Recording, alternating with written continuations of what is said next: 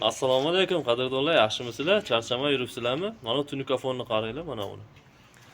Juda ham chiroyli dil bilan ishlangan. Ajoyib chiqibdi.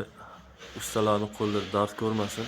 Lekin biz bu yerga tunikafon uchun kelganimiz yo'q, prosta yoqqanligi uchun sizlarga ilindim.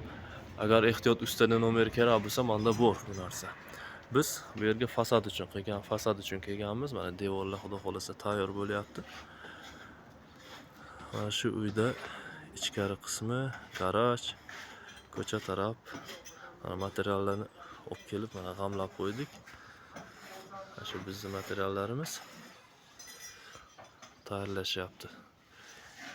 Xudo xolasa endi bitgandan keyin ko'rsatamiz.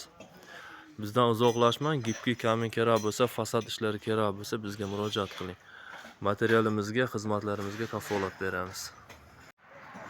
Mana bu shu uyning ko'cha tarafi, bu ham devor hali tayyor emas, tayyorlaymiz. Keyin gipki kaminimizni yopishtiramiz. Tunikafon tashqarida ham bo'lgan, juda ham chiroyli.